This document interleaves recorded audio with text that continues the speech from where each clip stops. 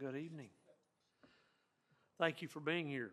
I call this meeting in the Magnolia Independent School District to order. Let the record show that a quorum of board members is present.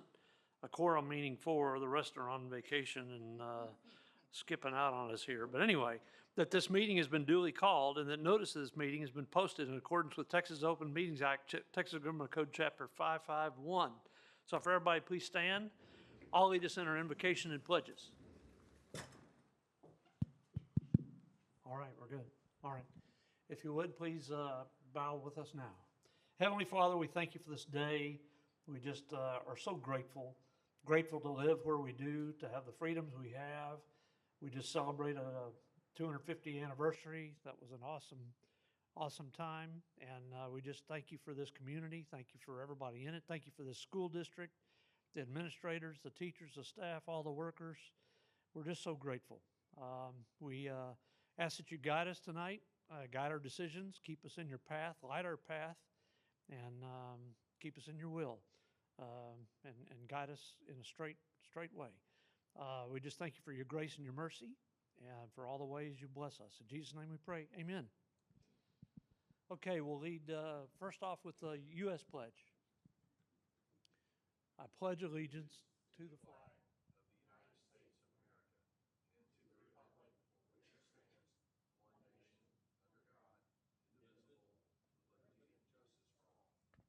The Texas pledge. Honor the Texas flag.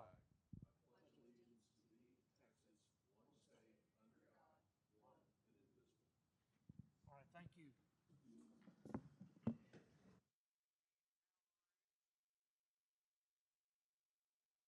Hey, Ms. Hinkleman, do we have anybody signed up to speak? Yes, sir. All right, thank you. All right.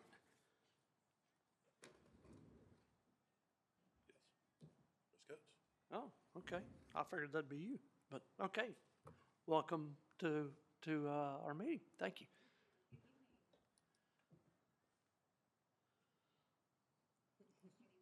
the bottom, maybe?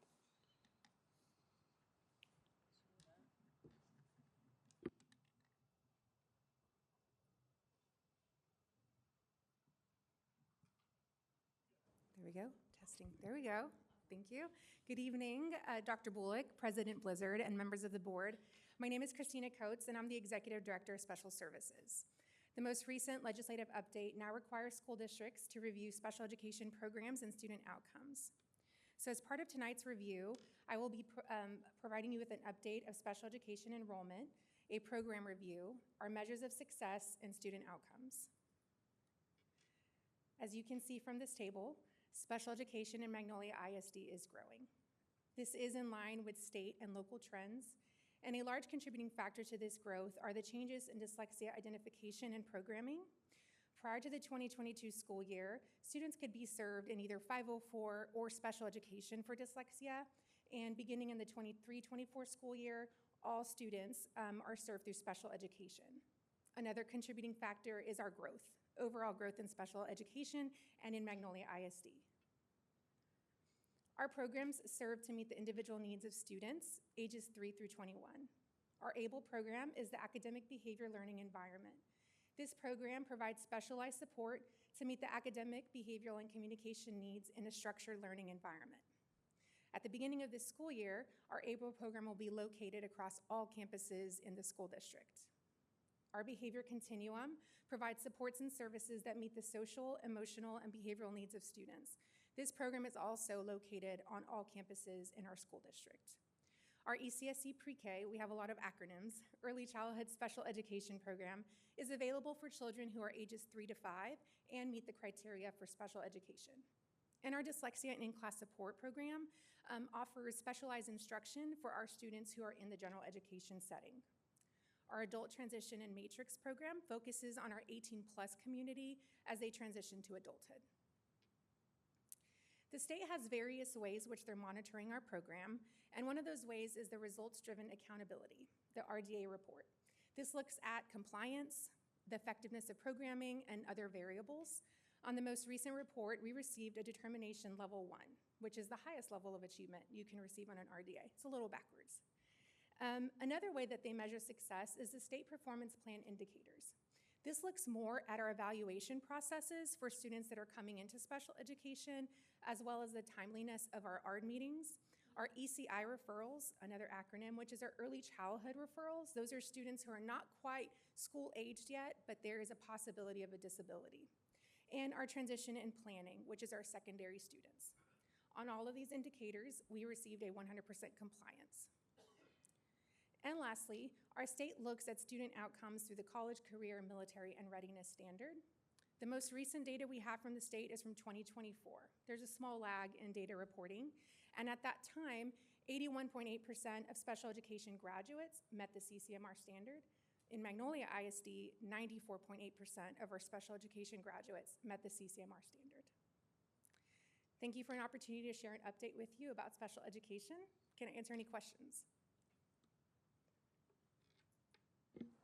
Ms. Coates, I was just going to get you to elaborate a little bit more on the growth in student enrollment in special education. I know you said that, that trend is one we're seeing around the state as well.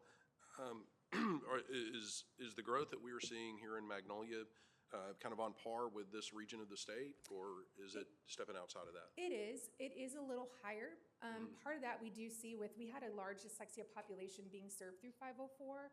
When all of that moved over to special education, we increased by about 400 students over several years. Really the difference between those two programs is that in 504, you have access to general ed curriculum, but you don't have specialized instruction. So the state made a change where dyslexia was now identified as specialized instruction, so it now had to all move over. So that is definitely contributing, as well as just our overall growth. We do tend to see a lot of move-ins into our area, and the students are coming with special education already from previous school districts, or we are finding that because of the medical area that we're close to, parents want to move closer to that area. So it's kind of aligned with some of that growth. But yes, the trend is that special education is increasing. There are constant changes to the way that we evaluate students and the measures that we use to do that. So that has also impacted the percentage of students that are qualifying. Thank you. Yes. Anything else?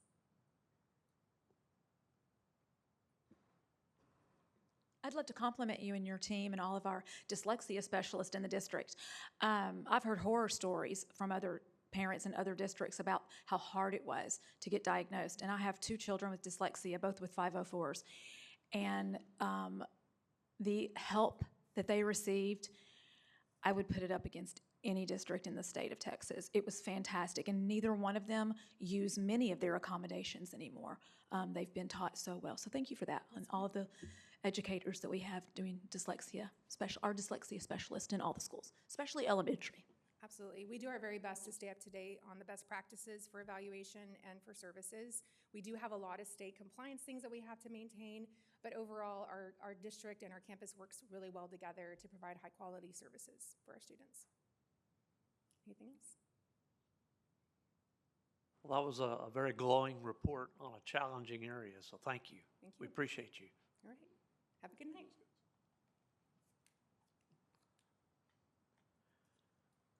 Okay, we're going to move on to our consent agenda, and this portion of the agenda consists of items to be routine and enacted by one motion unless separate discussion is requested. And what we're going to do is we're going to pull out 6E and have Joe come talk to us about this. But before we get to that, are there questions about any other things? I had a couple that I wrote down. I think the books are in this bucket, right? 6F. There was some that were highlighted. What's the difference between the highlighted and the non-highlighted ones? Sure. I guess y'all don't have microphones over there, do you? Ah, okay. That's not fair. Oh, we're going to keep it that way. If we keep it that way, the meeting gets short. Yes, sir. Good question. So the books that are highlighted indicate books that we already have in our libraries. And so the way I understand it is, so each book gets an ISBN number. And so I'll put it like this. So let's say we have Huck Finn, the novel Huck Finn, in one of our high school libraries already. but then a publisher comes out with an illustrated version. Or we had paperback and now they have hardback. That hardback of Huck Finn, which is the same exact novel as the paperback, is going to have a different ISBN number. So what we did was highlight the titles that we already have, but that we're having to adopt through this process because of something small like the transition or the change from a paperback to a hardback that gives it another ISBN number, but it's virtually the same book. So all of those titles that you saw highlighted are titles we already have in our libraries. They're just maybe a slightly different version for hardback or illustrations or something like that. Almost redundant. Yes, Yeah. sir. Okay. Yeah. All right, cool. Thank you. Yep. Thank you. Gee, I didn't realize I had a microphone. I got one more question for our financial guy over here, our financial wizard, Eric. So I noticed we had financials, 2 months worth of financials in there because we hadn't met in June, right? So I'm wondering what your opinion is where we're going to land the plane here in a month or two. I'll try to answer from here. Sure, that's fine. Positive. Well, well, let me rephrase the question. I think we're going to come out ahead. The question is by how much? Roughly, do you have any idea? I was about to get there. Okay. I'll be patient. Yes, sir. At this point, we project a slight surplus for year-to-year revenue versus expenses based on a conservative estimate from our ADA perspective when we built our budget. We also anticipate a additional contribution fund balance from a one-time payment from a property value audit from TEA that's associated with the 23-24 school year. And so at the end of the day, we anticipate a contribution fund balance of approximately $3 million. All right, cool. We'll come out 3 ahead. That's good. Just curious. Just curious.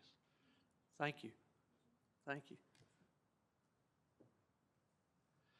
Okay, Mr. Joe, you want to come join us?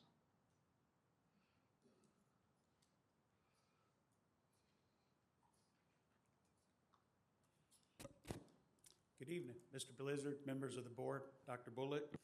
Mr. McCarty, love the jacket. Looks good. Yeah, absolutely. So tonight I will present to you about a proposed increase in the MISD lunch menu price. As you're aware, the school program regulations require school food authorities, which is Child Nutrition Department, that participate in National School Lunch Program to ensure sufficient funds and provide for meals served to students not eligible for free or reduced priced meals. So our current lunch prices for elementary is $2.45, and our current lunch price for secondary is $2.70. So tonight we're proposing a 30-cent increase, which would bring the elementary lunch to $2.75 and the secondary lunch to a flat $3. I feel that it's important to note this: Magnolia ISD has not increased lunch prices since the 17-18 school year, approximately 9 years. We haven't increased lunch prices.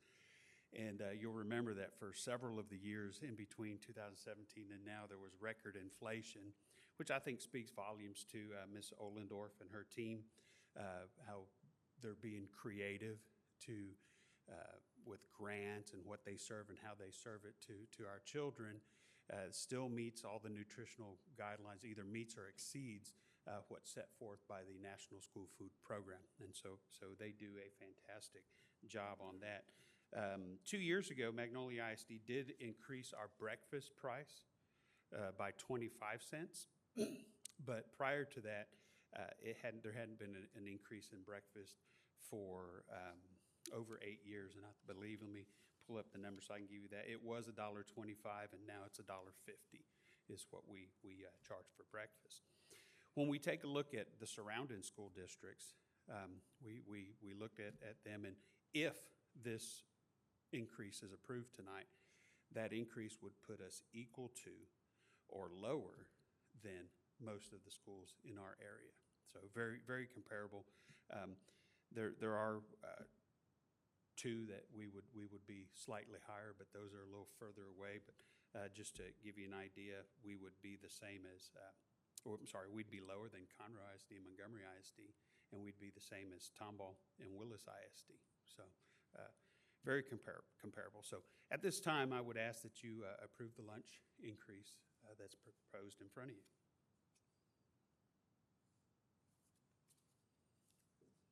All right, any questions about any of this? Because we'll approve the whole consent agenda together, which includes that. So, everybody good? All right. So, if there are any questions, we need a motion to board approve, thank you, Joe. Approve the, board approve consent agenda items A through F for 26, 27. Motion first passed by David, then Dasha. All in favor? It passes. We have so many people up here, right? All right. I guess we got to approve this section E separately. I missed that. So does anybody have any questions about that? Obviously not. If not, we have a motion to approve the meal price increase separately since he presented it separately, right? Did it? Okay. All right. Just trying to follow instructions here. Just trying to do it right. Okay. Ms. Denise, you're next. Thank you, Joe.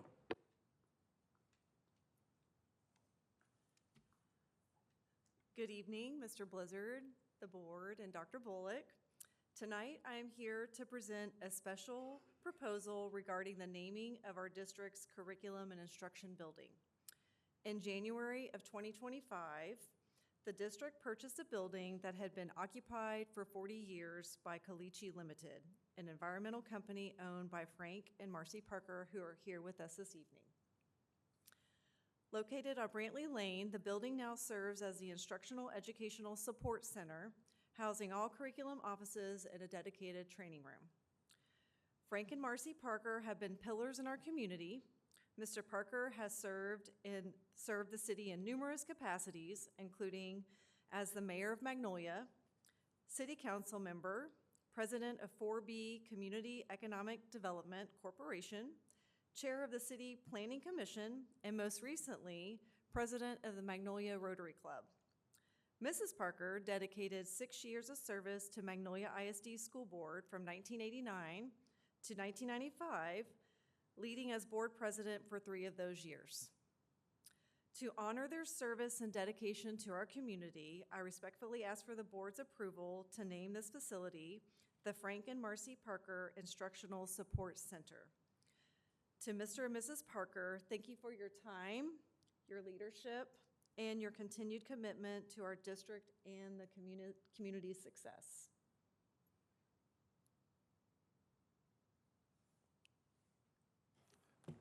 So Frank and Marcy, 2 of my favorite people.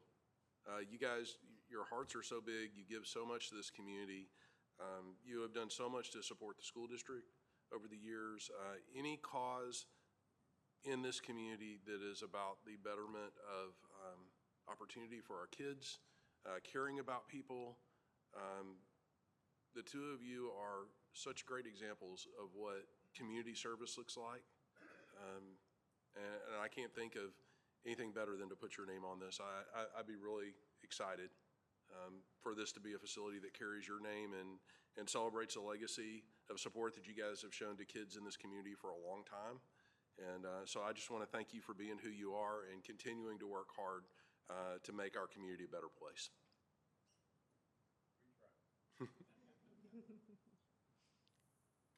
I was just going to say, I've seen you in so many different events, and I echo what Denise and Dr. Bullock said, so thank you. And I love the rendering. I think it looks really nice, so thank you for all your servants' leadership. Thank you.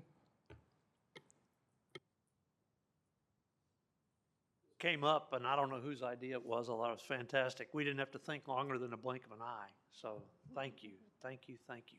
And we invited, for those of you, we invited Marcy back up here since we have some empty chairs, and she turned us down, okay? Okay, is anybody, go ahead. I was going to kind of piggyback off what you just said. It was a very quick yes when it was suggested that this might be a way to honor you for all of your service to Magnolia, and it's going to be an honor in a few moments to raise my hand to approve this.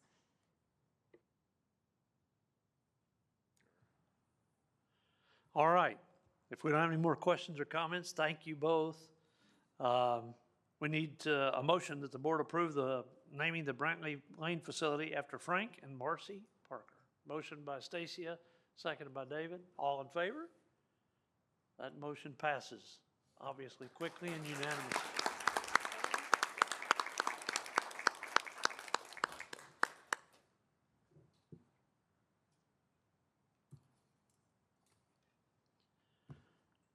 Okay, Dr. King, you're up next.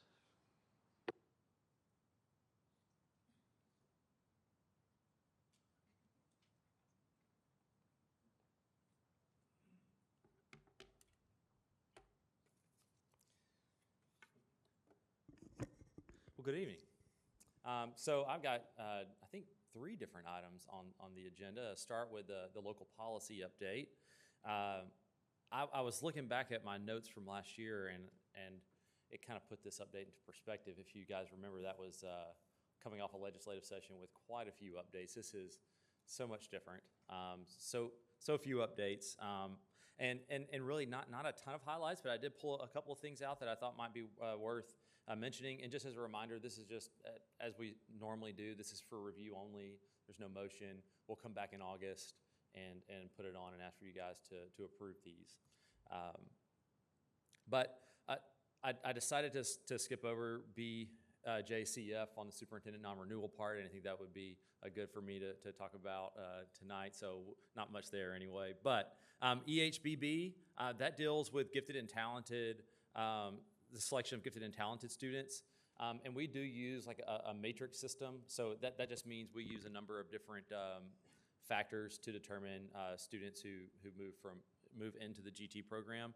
And essentially, there was just an addition to that policy that said that if you use something like a matrix system, that you can't use race, gender, ethnicity, socioeconomic status, or disability to make your decision. And we don't do that. We never have.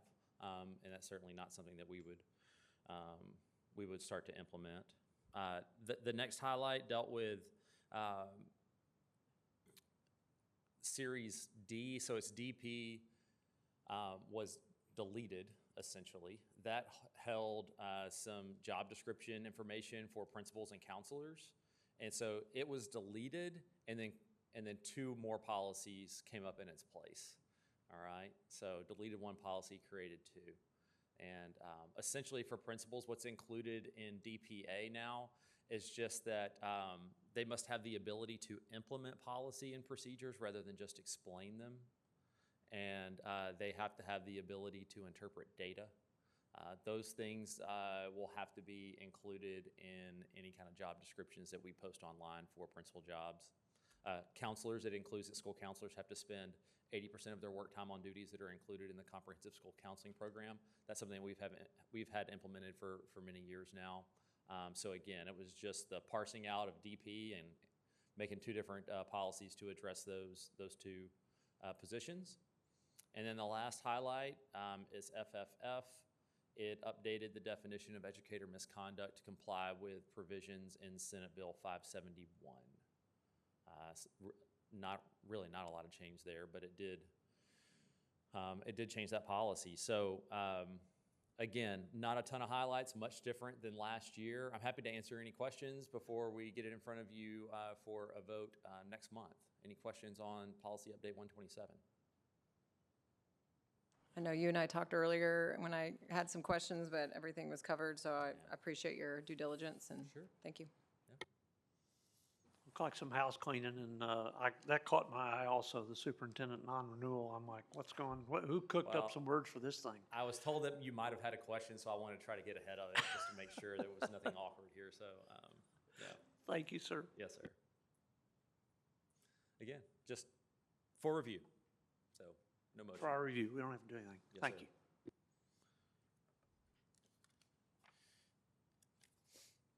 And I think I'm still up. Is that right? And is Really? it graduation speaker, I believe?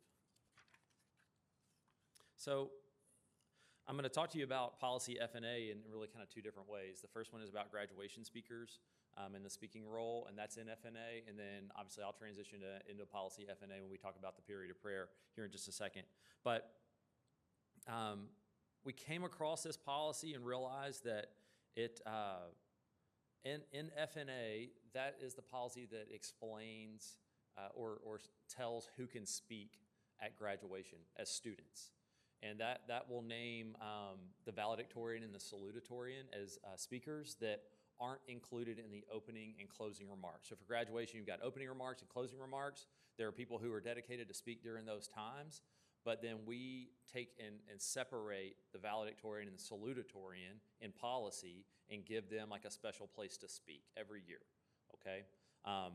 Historically, Magnolia ISD has included the student body president in that as well. It's just that the student body president was not named in policy as a speaker with the valedictorian and the salutatorian. So we thought we might as well go ahead and make that change. So it's one really small change to FNA that includes student body president along with the valedictorian and the salutatorian.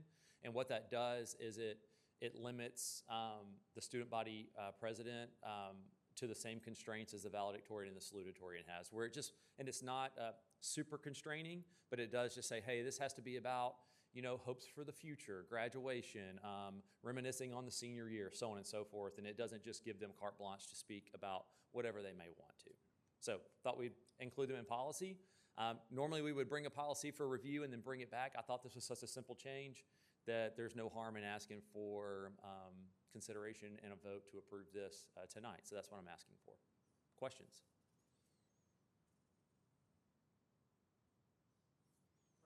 Very good, thank you. If we don't have any questions or comments, then we'll have a motion to approve the revision of local policy FNA as presented by Dr. Key. Motion by Stacia, seconded by Dasha. All in favor?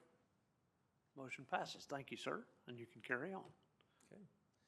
So, if you guys recall, I believe back in February, we put a resolution in front of you to vote to either approve or disapprove a period of prayer and reading of the Bible and other religious texts in schools. That resolution was voted and approved by you guys, which means we now need a policy. And so before we get into this school year, I'm putting policy FNA and DGA in front of you. FNA will be for students, period of prayer and reading of the Bible, and DGA is for employees, okay? And so there's a lot of text here. I'm not gonna read everything. It's basically the same thing as what's on the policy we have, but a couple of highlights. So one thing in the policy is that it leaves blank who's gonna make the decision about the location for the period of prayer every day, and that's gonna be the campus principal. So they're gonna say where it will be on campus and the time it will be on campus, all right? And so we would start both the employee and the student period of prayer. And again, it's each day at each campus, but it doesn't have to be the same time at every elementary or the same time at both high schools. There is a little bit of wiggle room there so principals can make decisions that they feel like work best for their schedules. But all this will happen prior to the first period bell. So once instruction starts, there will not be a period of prayer. And I can't remember who I was talking, maybe it was Dasha, you know, it says period of prayer, and what our parents hear and what we might think too is like a class period. This is not that. It is not a class period of prayer. It could be a very short time of prayer every day, and that's what we mean by period. So it will not be like a 45-minute time for prayer every day. And also, in the short period of prayer that we'll have, it can't interfere with instructional activities or duties that an employee has, so on. So also in the student policy, it says that no prayer, reading of the Bible, or other religious texts can occur over the district facilities public address system. I think that was in there before. If it wasn't, it is now, so we couldn't read or pray over the loudspeaker. And another thing to keep in mind is that, so we have things like Fellowship of Christian Athletes. It's a pretty popular student club, something that's pretty well known. I think we had them on both of our high schools for sure. This period of prayer is not the same thing as a student club. Our student clubs are sort of guided by another set of policy. This is just for having a time every day on every campus for students to pray and read the Bible and other religious texts, and employees to pray and read the Bible and other religious texts. Okay, so kind of skipping around a little bit, but a big part of the policy And again, the policy doesn't get into all the administrative regulations and it's going to be at this time at this campus and for this much time here. Those are things that, like, we'll meet with principals tomorrow, for instance, and go over a lot of the details. This is just what's in the policy. A big part of this policy is the consent part. So for a student to participate in the period of prayer that we will have, they must have a signed consent form by their parent that must be turned in and be on file on the campus. And you can see all the things that have to be in the consent form. We'll have those drawn up that follow our policy. They'll be available in the principal's office for any student to come and get, and they have to bring it back, turn it in, and then we'll check and make sure, especially initially, as students enter into the location where prayer may be taking place, that we'll know, if someone doesn't have a consent form on file with us, and they would not be allowed to go in there. So that's the consent. At any point in time, a student can revoke consent or a parent could revoke consent, and at that point, they would not be able to participate in the period of prayer that we designate. I say all that, and I want to be careful with, when we start designated periods of prayer, it can make it feel like that now this is the only time a student can pray. Students had rights to pray on campus and express religious viewpoints long before this policy. This policy doesn't take the place of any of that. It's just if they're going to participate in this particular period of prayer that we designate by policy on our campus, they have to have their parent consent. So we don't want to be in a position where we tell a kid you can't pray. We would just be in a position where we say, we don't have parental consent for you to be in this room at this time, and without that, we can't allow you in. If they wanted to go pray on their own somewhere else, they're more than welcome to do so. Okay? So that's overview of FNA. On the student end, before I go on employee stuff, is there anything that I missed or any questions you guys have about that policy? I was just going to thank you for clarifying that, because I have had several parents come to me and think there's like a full class period that we are offering with this shift, and so thank you for that clarification that it's not that. And I think one other thing with the policy with the students, and it's much like the student clubs we have that are religious in some way, is that the way we interpret the policy is for individual student prayer. If it turned into group student prayer, in our mind, that happens organically, right? It's not promoted, it's not initiated by a staff member or administration or the district. That's something that would happen in that room, and that is okay. But it really is to etch out time for a student to pray and know they have a place on campus where they can go and do that, or to read the Bible or other religious texts, but it's not to necessarily to be corporate, if that makes sense, okay? So Dr. King, I noticed in our copy, it left blank the principal. Yes, sir. But you're saying in every campus, that's who's going to be calling the shots? Yes, sir. Campus principal shall. Okay. And then I was wondering, as you put this together, I know there was a few handfuls of districts that did what we did. Did you compare notes with any of them? No, sir, I didn't. On the policy end, we will. On the policy end, the policy is pretty cut and dry, right? It's the details are really kind of where we're going to not pay attention, but have to really focus on. And so there are a handful of school districts that we'll call and talk with and kind of compare notes to make sure that our administrative regulations, so to speak, make sense and we're not missing anything, because this is kind of uncharted territory for us. Sure. So I know Dr. Bullock gave me kind of a list of superintendents and assistant supes to speak to. And after we meet with principals tomorrow and kind of get their feedback, then I'll make some phone calls and compare notes and see where we're at that point. Okay, thanks. So it's Yes, sir. premature. I thought maybe you had to do, or you would have done it for this, but it's premature. Yeah, because I think our Yeah. I don't know, policies can be a little bit different, but this is a pretty standard policy for the student and the employee end. So, again, it doesn't really go into the details that I feel like we would really need to talk to other school districts about. So I didn't feel the need to do that before the policy part, but we will before we nail down any of our administrative regulations. Sounds good. Thank you. On the employee end, it's slightly different. Again, I won't read all of this stuff. These first three bullets that you see, that was in the policy already. It just says that, employees that they can participate in different political or religious activities without any kind of retribution or retaliation. Same thing, it left a blank in that policy for who's going to determine the location and time for this period of prayer for employees, and that will be the campus principal. We feel like that's the best person to do that for each campus. It doesn't and likely will not be at the same time as the student prayer and reading of the Bible will be, probably be at different times. For logistical reasons than anything else, because you have teachers who are on duty and so on and so forth, and we wouldn't want to interfere with that. We would have an employee, and this is separate from this policy, going back to the students, we would have an employee that monitors the room that students are in. They need to be monitored, they need to be looked after, they don't need to just be off by themselves, but that's not what we're talking about here. That employee would sign a consent form, but it doesn't, they would be there in sort of a non-participant, they would not participate in that. They would just be there to monitor. This policy gives each employee a time during the day to pray and read the Bible or other religious texts during that part and time of the day.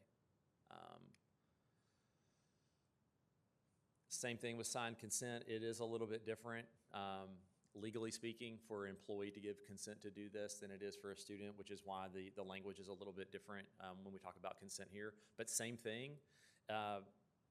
An employee would have to have a consent form on file, but I'll also say that if as an administrator walked by a teacher's classroom at a time that was not the period of prayer for employees, and they maybe thought an employee was praying or reading the Bible, and they didn't have students in their room, and let's say it's their conference period or something like that, I don't think our administrators would stop and say, I'm sorry, you can't pray right now or read the Bible because we're not sure you have a consent form on file, right? This is to protect the employee, and it's also to make it clear that if you're doing this in your classroom, if that's where the location that the administration dictates as your place to pray and read your Bible, they need to make sure that they understand if there are other employees in their room during that time who have not consented, then that would not be the time that they need to be praying and reading the Bible, okay? But again, it doesn't take their rights away that they had before this policy came up.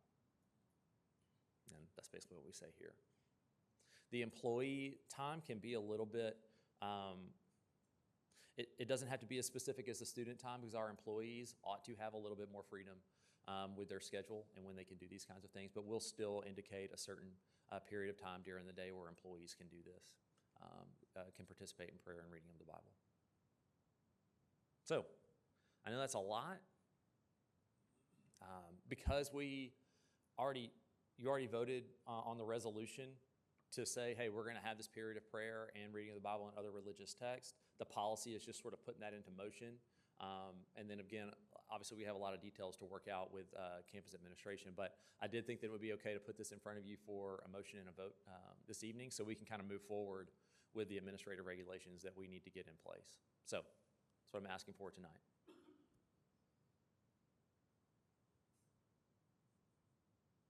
All right, if everybody's good, we don't have any questions.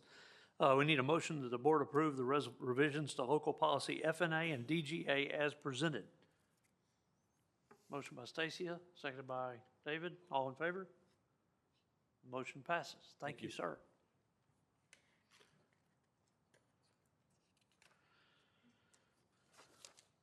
All right, sir. Dr. Morris, you're up next. Well, good evening, everyone. So obviously, as we continue to move closer to bond sale after the election was approved in May, there's a few large boxes to check. Tonight is probably the largest one. It's approving an order for us to authorize the issuance of the sale, to approve the levying of a tax to pay for the bonds. And the most specific thing within this order, guys, and hopefully you've had a chance to review, is delegating authority to a handful of folks to secure the documents. And that would be the board president, the secretary or second secretary in her absence, and then Dr. Bullock and myself. And guys, I mean, that's really the summary from 10,000 foot. We have Mr. John Hall here tonight in attendance, who is our bond attorney, in case there's any specific questions. And I think he's hoping to get some signatures during executive session. But ultimately, it's a large box to check to allow us to move forward with bond sale, which will happen within the next 2 weeks. We're excited to enter the market. You know, it's fairly strong to strong at this point from an interest rate perspective. But again, guys, I mean, I'm happy to answer any questions, or I'm sure Mr. Hall can as well. But we're asking basically for authority to move forward with bond sale.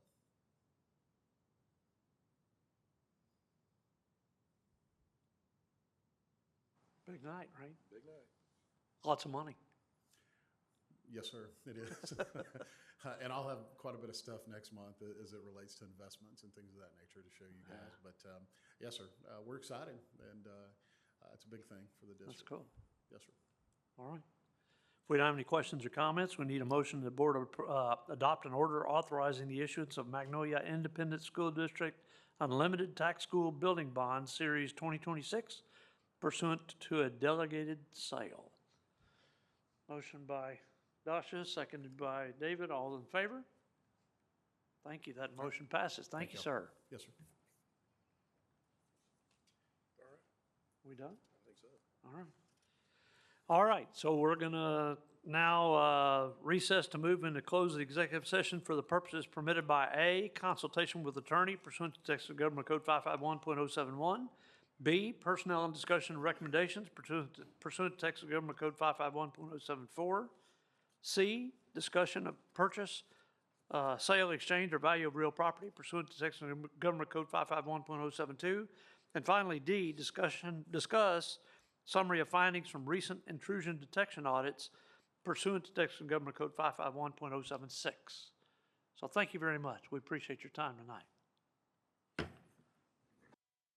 All right, we're back. Thank you. We need a motion to adjourn this meeting. Motion by Dasha, seconded by David. All in favor? Meeting adjourned. Thank you very much. Time is 9:13.